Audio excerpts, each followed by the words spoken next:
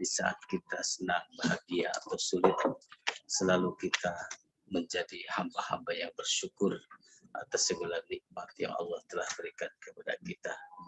Salawat serta salam kita limpah curahkan selalunya kepada Habibana wa Nabiyana Muhammad sallallahu alaihi wasallam, yang terus yang sudah memperjuangkan, menyebarkan, mengajarkan ajaran Islam, yang dibantu oleh para sahabat, dilanjutkan oleh para tabi'in, sampai kepada kita, umat yang selalu taat dan patuh terhadap ajarannya, dan mudah-mudahan kita menjadi umat yang kelak mendapatkan syafaat di yaumil akhirat.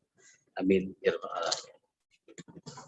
Dalam kuliah 30 menit hari ini insyaallah kita akan mencoba melanjutkan topik yang minggu lepas atau Rabu lalu,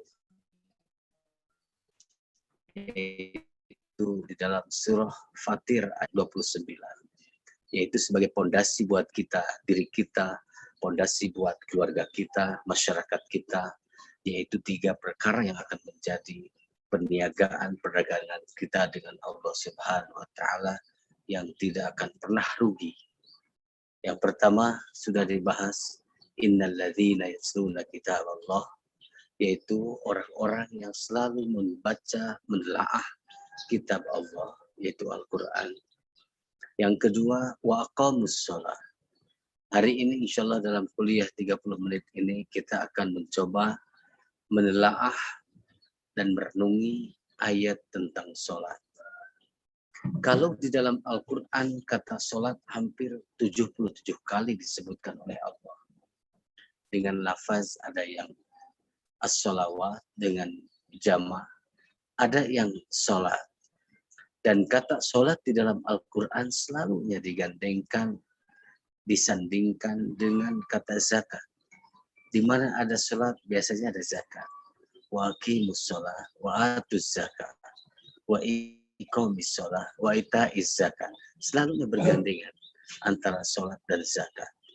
Dan sholat itu salah satu ibadah yang secara vertikal kita kepada Allah Subhanahu wa taala.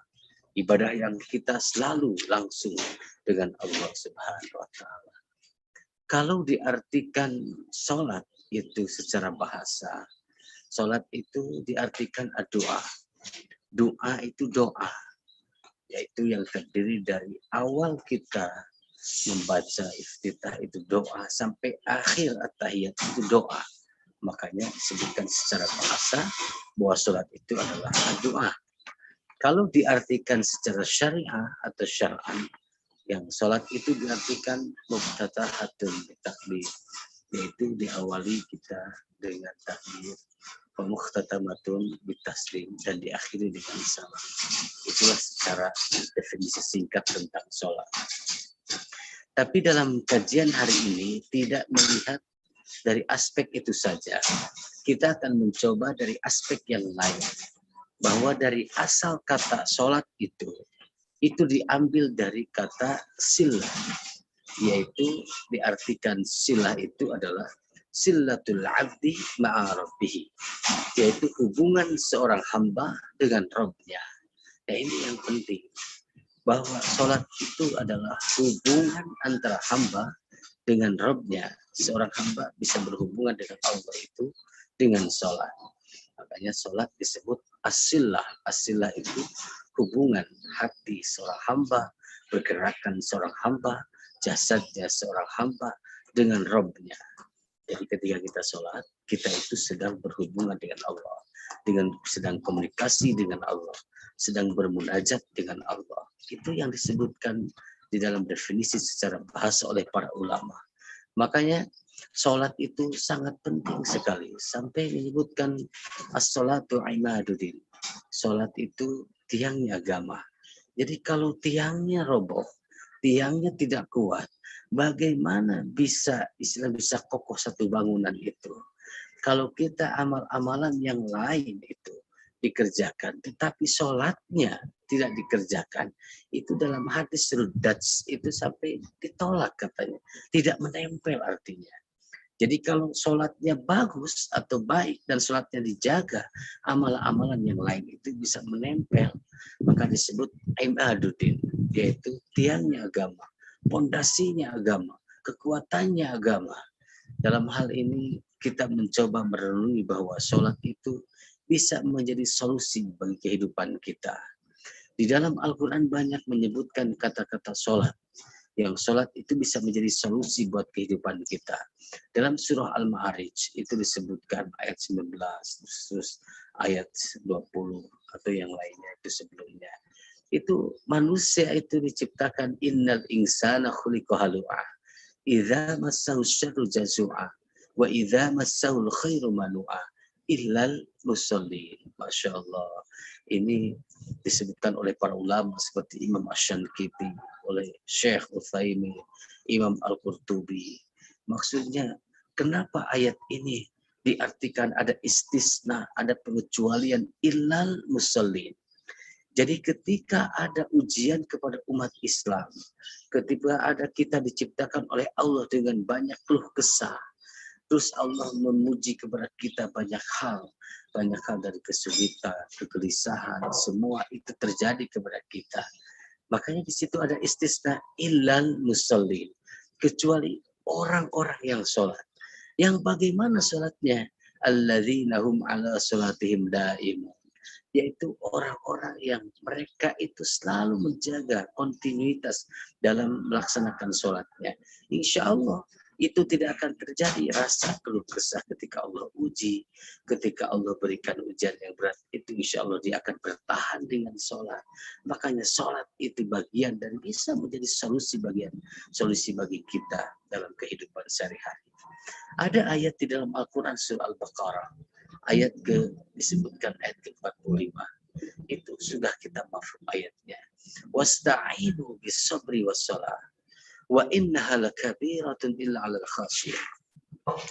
Disebutkan itu bahwa wasta'inu, kita isti'anah, memohon pertolongan kepada Allah itu di dalam kehidupan dunia, di dalam kehidupan akhirat itu bisabri, dengan sabar.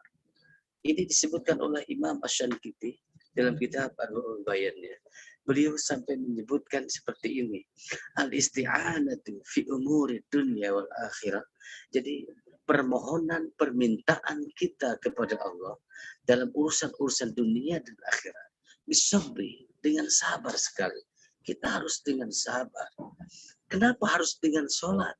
Sholat itu sebagai penopang bagi permohonan kita. Jadi kalau kita memohon kepada Allah, terus permohonan kita itu untuk kebaikan dunia, untuk kebaikan akhirat, bersabar. Ada yang langsung diijabah oleh Allah, ada yang ditangguhkan ijabahnya oleh Allah, ada yang kontan, ada yang ditangguhkan sekian tahun. Nah, ditopang dengan sholat, karena sholat itu bagian dari kita bermunajat dengan Allah, permohonan kita supaya didengar oleh Allah. Makanya kita sering di dalam surah Al-Fatihah, kita sering mengungkapkan iyyaka na'budu wa iyyaka nasta'in. Hanya kepadamu lah ya Allah kami beribadah, dan hanya kepadamu lah kami memohon. Tidak ada lagi permohonan itu kita topang dengan sholat. Bisabri was sholat. Makanya sholat. Maka di dalam Al-Quran contoh surah Al-Baqarah ayat 238 Allah menyebutkan hafizu ala salawati was salatil wusta wa qumu lillahi qanitin. Jagalah oleh kalian itu sholat yang 5 waktu itu dan sholat yang wusta. Di sini para ulama pernah menyebutkan, banyak yang menyebutkan seperti Ibnu Abbas, sholat wusta itu sholat subuh. Ada juga sebagian dan banyak para sahabat wusta itu asar. Ternyata sholat subuh dan asar itu bagian dari kesulitan manusia atau seorang muslim dalam melaksanakan sholat. Jadi ketika sholat subuh itu sulit dan susah, atau sholat asar itu susah karena habis bekerja, capek. Jadi kalau subuh itu biasanya ngantuk untuk melaksanakan sholat subuh. Kalau asar itu biasanya orang melaksanakan asar itu capek habis bekerja pulang. Biasanya susah, suka dilalai-lalaikan, suka disantai-santaikan. Makanya hafizu ala sholawati, jaga itu 5 waktu kali sholat. Dan ada kekhususan lagi, wassolatil wusta, dan sholat yang asar itu atau subuh itu jaga. Karena orang banyak susah melaksanakan 2 waktu kali sholat itu. 2 waktu sholat itu susah banyak orang melaksanakannya. Ada yang subuhnya itu susah bangunnya. Ada yang asarnya sudah kelelahan di kantor, di pasarnya. Makanya di situ kita harus bersegera untuk melaksanakan sholat di waktu-waktu itu. Itu Allah menyebutkan dalam Al-Quran, surah Al-Baqarah. Hadirin sahabat-sahabat rahimakumullah yang dimuliakan Allah Subhanahu wa taala dimanapun kita berada. Sampai Rasulullah menyebutkan dan Allah juga menyebutkan harus kita menjaga sholatnya. Ada satu sebab pertanyaan Allah nanya kepada kita kelak di akhir dalam surah Al-Mudaththir itu ayat 42. Allah menyebutkan atau bertanya kepada kita dan mudah-mudahan na'udzubillah min dzalik kepada kita atau kepada hamba pada saat itu, masalakakum fi sakar. Apa yang menyebabkan kamu itu masuk ke neraka sakar, kata Allah. Apa jawaban hamba itu saat nanti ketika ditanya oleh Allah demikian? Qalu lam naku minal musallin. Mereka menjawab, lam naku minal musallin. Karena kami tidak menjadi bagian dari orang-orang yang sholat.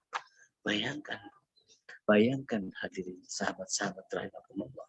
Orang yang tidak sholat itu dimasukkan ke neraka sakar. Dan pada saat itu Allah bertanya, masalakakum bisakar. Apa yang menyebabkan kamu itu masuk ke neraka sakar?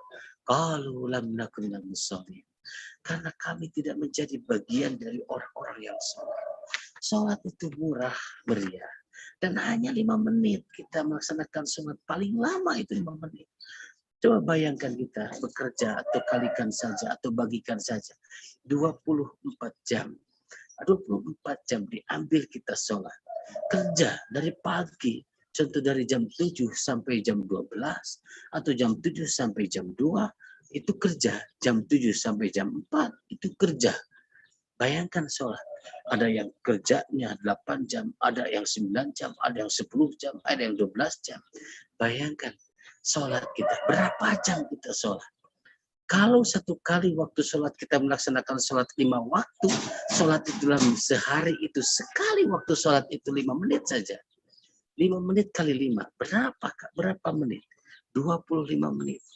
Hanya 25 menit kita menyisihkan waktu untuk sholat sehari semalam. Tapi beratnya luar biasa ya Allah. Masih banyak orang yang meninggalkan sholat. Masih banyak orang yang susah sekali melaksanakan sholat. Makanya dulu saya pernah menceritakan di pertemuan kuliah 30 menit dan bagian ke-1. Itu perkataan Nabi Allah Musa alaihissalam ketika Rasulullah mendapatkan kewajiban sholat dari Allah ketika Mi'raj, ketika Isra dan Mi'raj, terus mendapatkan 50 waktu kali sholat. Kata Nabi Allah Musa, inna ummatakum la tutiku dzalik. Sesungguhnya umatmu tidak akan mampu melaksanakan hal demikian, wahai Rasulullah. Jadi Rasulullah itu pada saat itu diberikan masukan oleh Nabi Musa. 50 waktu kali sholat umatmu tidak akan mampu, katanya. Kita sekarang 5 waktu sholat. Sampai turun dari 50 waktu sholat, turun sampai 5 waktu sholat. Berapa persen itu rukhsah dari Allah, keringanan dari Allah. Pada saat dulu kalau jadi 50 waktu kali sholat sehari semalam, kita itu akan melaksanakan sholat per setengah jam. Setiap setengah jam kita akan sholat. Bagaimana beratnya kita. Tapi setelah 5 waktu kali sholat, apa komentar dari Nabi Musa alaihissalam kepada Rasulullah? Pada saat itu sudah waktunya 5 waktu kali sholat. Apa kata beliau? Diungkapkan, inna ummatakum la tutiku dzalik ya Nabi Allah. Sesungguhnya umatmu melaksanakan 5 waktu kali sholat itu tidak akan mampu melaksanakan hal demikian. Kata Rasulullah sallallahu alaihi wasallam, astaghfirullah. Aku sudah mampu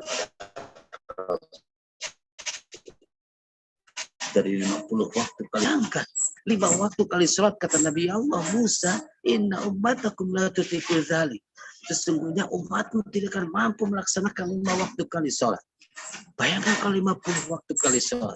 Masya Allah. 5 waktu kali sholat kita masih banyak yang meninggalkan sholat. Ada yang tanggung dengan pekerjaannya. Ada yang ditinggalkan karena tanggung banyak pekerjaan di pasar, di kantor, atau di lapangan, atau di mana. Bagaimana sholat kelak, kata Rasulullah SAW, awwalu ma yuhasabu yawmal qiyamah as-salah. Pertama kali yang akan dihisab di hari kiamat itu sholat. Menakutkan. Sampai banyak para ulama yang menyebutkan seorang muslim itu kalau meninggalkan sholatnya itu kufur amali. Sudah kufur katanya.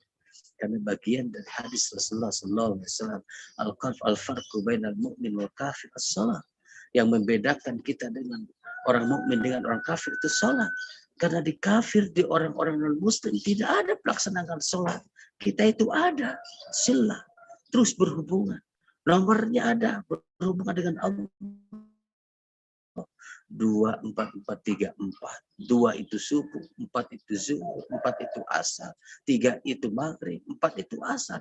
Kita terus berhubungan dengan Allah setiap harinya, bermunajat dengan Allah, komunikasi dengan Allah. Tapi banyak orang yang masih meninggalkan sholat. Malah Rasulullah dan Allahnya memberikan satu rukhsah kepada orang Islam yang tidak bisa melaksanakan sholat sambil berdiri. Coba komodan, sambil duduk saja. Kalau tidak mampu sambil duduk, Pak Janbi, maka berbaringlah. Bisa berbaring. Kalau tidak mampu berbaring, boleh dengan isyarat. Itu sampai memberikan keringanan demikian di dalam Al-Quran, di dalam hadis Rasulullah SAW. Jadi kalau kita tidak mampu sholat sambil berdiri, boleh kita sambil duduk. Kalau tidak mampu sambil duduk, kita boleh sambil berbaring. Kalau tidak bisa sambil berbaring, sambil tiduran, boleh kita dengan isyarat saja. Itu saking pentingnya sholat dalam peperangan. Rasulullah itu walaupun lagi perang, itu masih ada kewajiban untuk sholat. Yang disebut dengan sholat khauf. Sholat khauf itu ketika genting, peperangan. Itu boleh kita sholat. Sholatnya ada torikohnya, caranya yang diajarkan oleh Rasulullah SAW. Ketika ini sujud, ini berdiri. Ketika ini ruku, ini berdiri sekali-sekali. Itu saking pentingnya kita melaksanakan sholat. Bagi perang saja, sholat. Di dalam Al-Quran, dalam surah Al-Baqarah ayat 284, itu disebutkan juga. Disebutkan di dalam ayat itu, disebutkan فَإِنْ خِفْتُمْ فَرِجَالًا أَوْ رُكْبَانًا. Dalam surah Al-Baqarah itu, فَإِنْ خِفْتُمْ فَرِجَالًا أَوْ رُكْبَانًا 184. Kalau kamu ada kekhawatiran, ada kecemasan, ada takut, dan ketakutan, boleh kita sholat sambil berjalan. Atau dalam kendaraan, kita tidak mungkin untuk berhenti ketika naik pesawat. Kita boleh sholat di dalam pesawat. Ketika kita naik kereta api, tidak mungkin untuk memberhentikan masinis untuk berhenti dulu sholat. Kita boleh di dalam kereta api kita sholat. Atau dalam bis kita tidak mungkin berhenti dulu. Boleh kita sholat dalam rukbana. Itu dianjurkan. Itu keringanan dari Allah untuk sholat. Tapi harus tetap melaksanakan sholat. Ketika orang sedang safar. Ketika orang safar. Lagi masyakkah. Banyak kesulitan di dalam safarnya. Kata Rasulullah SAW, ada rukhsah bagi orang yang safar. Apa rukhsahnya? Coba dijama. Dijama, ditarik asar ke zuhur. Atau zuhur ke asar, jamak takhir atau takdim, atau isya ke maghrib, atau maghrib ke isya, itu boleh, itu jamak. Atau kalau lagi masyakoh banget, atau masyakohnya banyak, kesulitan banyak, itu ada rukhsah lagi, boleh kosong. Kita kosong dari 4 jadi 2. Hanya 3 dan 2 tidak boleh dikosor, diringkas. Nah ini, jadi ada keringan-keringanan dari Allah, rukhsah dari Allah untuk dalam sholat ketika kita dalam perjalanan atau dalam kendaraan, dalam ketakutan dan kecemasan. Tetapi kita harus terus melaksanakan sholat. Itulah pentingnya sholat. Sampai bagaimanapun keadaan kita harus tetap sholat. Apalagi kalau kita lagi rileks, lagi nyantai, di rumah ada, duduk-duduk di rumah. Itu Rasulullah dan Allah yang menginstruksikan sholat. Sampai dalam surah Toha, Allah menyebutkan, wa'mur ahlaka bis-sholat, wa'mur ahlaka bis-sholat, wastabir alaiha. Wa'mur, perintahkanlah ahlaka, keluargamu, bis-sholat, untuk sholat. Jadi sampai Rasul Allah pun merintahkan kepada kita, menyuruh kepada kita, memerintah keluarga kita untuk supaya sholat. Jadi kalau anak kecil 7 tahun ajarkan sholat, 10 tahun pukul dia kalau tidak mau sholat. Bagaimana kalau orang tua tidak sholat? Nasehatin mereka sampai berani meninggalkan sholat karena pekerjaan atau lagi nyantai, lagi malas atau gimana, itu sholat. Makanya disebutkan inna sholata tanha anil fahsya'i wal munkar. Sesungguhnya sholat itu akan mencegah kita dari berbuat keji dan kemungkaran. Insya Allah orang yang selalu sholatnya benar, terus menjaga sholatnya, kita akan dihindari dari berbuat keji dan kemungkaran. Makanya reward bagi orang-orang yang sholat itu dalam surah Al-Mu'minun ayat pertama, kedua, qad aflahal mu'minun. Sungguh orang-orang beriman itu akan bahagia, akan beruntung. Alladzina hum fi sholatihim khashi'un, yaitu mereka adalah orang-orang yang sholatnya khusyuk. Khusyuk, hatinya dihadirkan ketika sholat. Rasulullah kalau sholat itu satu saat sholat Rasulullah, beliau itu sampai tarkud dunia wa fiha, meninggalkan urusan dunia dan seisinya. Seolah-olah beliau itu berdiri, duduk itu meninggalkan, tidak ingat lagi dunia, urusan dunia. Jadi saking khusyuknya Rasulullah dalam melaksanakan sholat. Malah Rasulullah menyebutkan dalam hadisnya, arihni bisolah, arihni bisolah, istirahatkan aku dengan sholat, istirahatkan aku dengan sholat. Sholat itu bagian dari istirahatnya Rasulullah. Kita beda. Kalau habis sholat itu merasa sudah terbebas dari beban. Setelah sholat itu alhamdulillah tenang sekarang katanya. Sudah bisa melaksanakan sholat. Kalau urusan sudah tenang, kalau sudah sholat. Itu Rasulullah itu tenangnya, istirahatnya dengan sholat. Bagaimana dengan kita? Kita merasa beban setiap hari ada sholat. Ketika azan dikumandangkan, aduh udah azan lagi. Baru saja sholat, ini udah azan lagi. Harusnya alhamdulillah kita sudah masuk lagi waktu sholat yang selanjutnya. Harusnya seperti itu. Bagaimana kita akan tenang, akan ketenangan jiwa kita. Bayangkan Bapak, Ibu semua hadirin sahabat rahimahullah. Ketika kita sholat, bagaimana tenangnya. Ya Allah, kalau seorang pilot bekerja di pilot, satu saat penat, capek, lelah, dia mengambil air wudhu dalam kepenatan itu. Setelah itu disiramkan ke wajah kita, Masya Allah. Dengan sholat bermuajah dengan Allah, berhadapan dengan Allah. Kita memohon kepada Allah, ya Allah, andaikan hari ini minta kepada Allah dalam perjalanan, minta keselamatan, minta ketenangan dalam perjalanan, terus minta kemudahan, itu Allah akan mengabulkannya insya Allah, dan ketenangan itu ada. Di saat kita sedang sholat, terus Allah mencabut nyawa kita, berbahagialah kita dalam keadaan husnul khotimah. Tidak sedikit orang yang sedang sholat itu meninggal dunia. Itu bagian dari ciri-ciri husnul khatimah. Karena susah untuk meninggal, kita ingin di sini. Hanya Allah yang tahu. Sholat. Makanya ajarkan ke generasi kita, anak kita, tegur siapa saja yang meninggalkan sholat, yang berani meninggalkan sholat. Nah ini bagian dari perintah Allah dan Rasulnya. Di dalam Al-Quran, di dalam hadis-hadis, sampai para ulama fikih itu paling panjang pembahasan di dalam bab-bab fikih itu bab sholat. Panjang sekali. Bab sholat itu dibahas di dalam kitab-kitab fikih. Itu karena pentingnya kita memperhatikan sholat. Nikmatnya orang yang sedang di pasar, bagaimana? Seharian di pasar, penat, capek, berdagang, berjualan, berniaga. Pada saat itu ketika azan dikumandangkan, dia berhenti dulu. Terus ambil air untuk berbicara kepada Allah, berhadapan dengan Allah. Saya sudah seharian bekerja ya Allah, begitu banyak waktu yang diluangkan untuk bekerja, berjam-jam aku bekerja. Ini untuk sekian menit, hanya 5 menit untuk bersolat kepada, bermojah kepada. Tidaklah kita tertarik untuk menyempatkan demikian sholat. Tidaklah banyak orang yang meninggalkan sholat hari ini. Karena pekerjaan di kantornya, karena pekerjaan di pasarnya, karena pekerjaan di lapangannya, karena sibuk belajarnya, karena sibuk dengan kampusnya, dengan universitasnya, sehingga sholat ditinggalkan. Bagaimana itu menjadi buah buat kita untuk tabungan kelak demi akhir. As-sholat.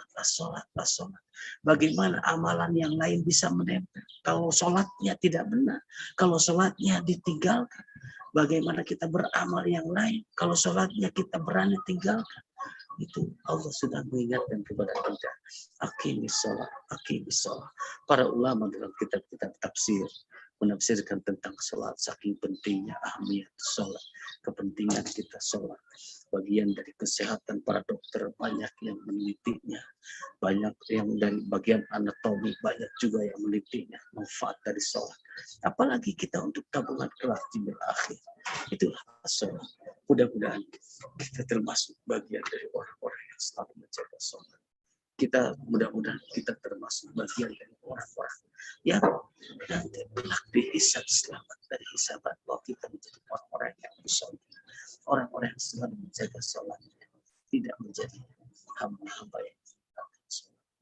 yang cuek atau yang tidak pernah meninggalkan, yang tidak pernah melaksanakan sholat, sampai yang lalai saja disebutkan di dalam Al-Quran. Wailul fawailul lil musallin alladzina hum an salatihim sahun. Yang lalai saja itu dianggap celaka oleh Al-Quran. Lalai sholatnya celaka. Celaka itu ansaun karena dia itu lalai, ghafil, itu menunda-nunda waktu sholat. Makanya para sahabat bertanya kepada Rasulullah, ya Rasulullah, ayul Islam afdol, ayul amali afdol. Amalan apa yang paling afdol, yang paling utama? Beliau menjawab, as-sholatu ala waktiha. Sholat yang tepat pada waktunya. Bayangkan nikmatnya. Kalau berjamaah apalagi di masjid, nikmatnya berjamaah di masjid. Amalannya 27 derajat. Terus dosa kita setiap langkahnya itu bakal dihitung oleh Allah. Setiap langkah kita ke masjid akan menghapus dosa kita, kesalahan kita. Itu nikmatnya. Setiap wudhu kita akan menghapus dosa-dosa kita. Begitu banyak kita berbuat dosa, dengan sholat sedikit-sedikit terus akan terhapuskan dosa kita. Tidaklah kita tertarik dengan amalan ini. Walaupun murah, tapi banyak orang yang masih meninggalkan sholat. Mudah-mudahan kita menjadi hamba-hamba yang selalu menjaga sholatnya. Itu saja yang bisa disampaikan dalam kuliah 30 menit ini, yaitu melanjutkan surah Fatir ayat 29, yaitu bagian dari perniagaan, perdagangan dengan Allah yang tidak akan merugi itu. Satu, membaca Al-Quran. Yang kedua, dengan mendirikan sholat dan menjaga sholat. Nanti Rabu depan insya Allah. Yang ketiganya, wal-fakir marzaqnahu, mereka yang mendapatkan rezeki dari Allah yang diberikan oleh Allah Subhanahu wa Ta'ala. Insya Allah hari ini kita membahas tentang sholat, bagian dari penenang kita, untuk ketenangan jiwa kita, untuk kelembutan jiwa kita, melaksanakan sholat dengan memperhatikan sholat di setiap harinya. Mari kita berdoa kepada Allah Subhanahu wa Ta'ala. Bismillahirrahmanirrahim. Alhamdulillahirabbil alamin. Hamdan hamidin.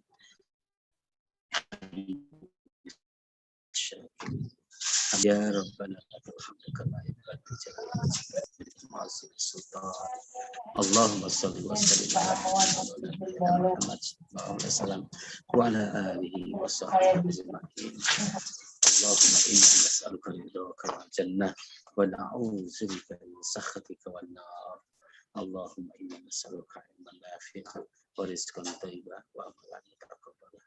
Allahumma inna na'udzubika min 'ilmin la yanfa' wa min qalbin la yakhsha wa min 'amalin la yurfa wa min du'ain la yusma' wa min 'ainin la yudma' wa min salatin la tanfa'.